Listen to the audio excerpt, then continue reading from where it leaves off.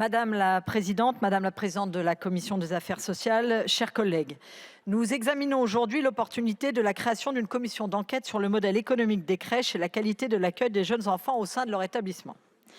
Si un tel sujet semble être louable, il apparaît que malgré un titre alléchant, le contenu n'y est pas et qui plus est, le sujet est à contre-courant. Permettez-moi tout d'abord de vous rappeler que depuis un an, l'Assemblée nationale dispose d'une délégation aux droits des enfants qui s'est saisie de plusieurs sujets, et notamment celui qui nous intéresse aujourd'hui. En effet, nous avons mené un cycle d'auditions en début d'année sur ce sujet. Nous avons auditionné le ministre d'alors, Jean-Christophe Combe, l'Association des maires de France, la Caisse d'allocations familiales, les syndicats et fédérations des professionnels de la petite enfance et l'IGAS, qui a rendu un rapport très complet démontrant la nécessité d'agir, d'ailleurs bien avant les livres polémiques. Devant cette urgence à agir en faveur de l'intérêt supérieur de l'enfant, nous avons délégué à 2 collègues, Michel Perron et Isabelle Santiago, la mission de faire rapidement des propositions. Au regard de leur connaissance préalable du sujet et après de nombreuses auditions, elles ont rendu leur rapport axé sur les perspectives d'évolution de la prise en charge des enfants dans les crèches et uniquement sous le prisme du bien-être des enfants. Je tiens d'ailleurs à les remercier une nouvelle fois pour ce travail de grande qualité.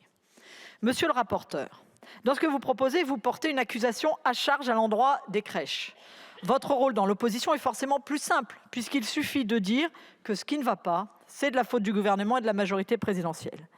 Notre rôle dans la majorité, c'est de ne pas céder à la facilité et de faire avec le réel et de tenter de l'améliorer. Je dis tenter car nous devons avoir la modestie de penser que la loi ne peut pas tout. Alors voilà pour la forme. Sur le fond, mon inquiétude est double.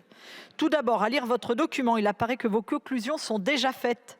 Pour s'en convaincre, l'exposé des motifs de votre proposition de résolution suffit. Vous avez déjà les conclusions, en caricaturant à peine « les entreprises, c'est mal ». Dans ce que vous nous proposez, nous ne risquons pas d'apprendre grand-chose, comme cela a déjà été le cas dans votre commission d'enquête Uber Files qui a fait pchit.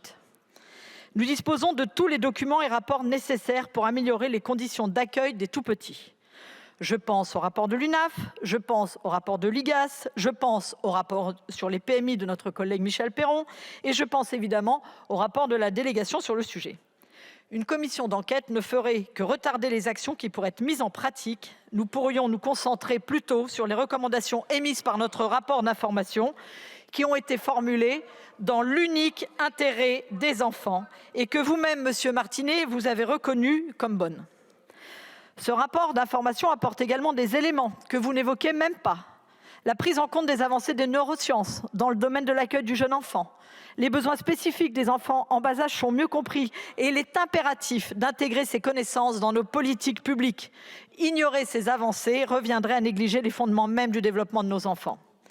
La mission Flash a par ailleurs énoncé plusieurs mesures cruciales, telles que l'interdiction pure et simple des formations CAP Petite Enfance en ligne, ou encore la nécessité de revoir le décret Morano, qui a diminué les exigences de l'effectif moyen annuel des professionnels chargés de l'encadrement des enfants.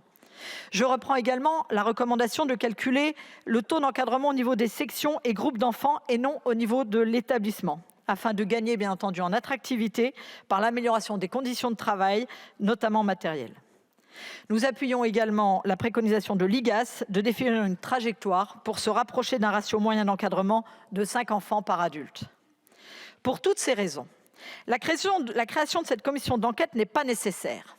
En effet, les 4 premiers alinéas proposés ne nous permettront en aucun cas d'améliorer concrètement la situation des enfants en crèche. C'est simplement une acquisition que vous menez et c'est visiblement votre but, incriminer les responsables de crèche. Concernant les 2 derniers alinéas, les principales recommandations de la mission Flash portant sur les crèches de la délégation aux droits des enfants y répondent amplement. Ce dont nous avons besoin, ce sont des actions concrètes basées sur les recommandations de la mission Flash de la délégation aux droits des enfants afin d'améliorer la qualité de l'accueil des jeunes enfants dans nos crèches. Enfin, comme vous le savez, la ligne du groupe MoDem sur les commissions d'enquête est claire. Elles doivent être limitées aux droits de tirage annuel.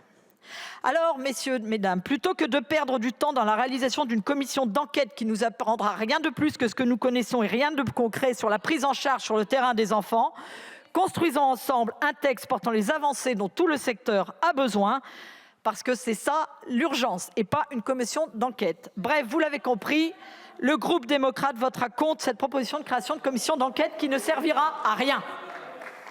Merci madame la députée.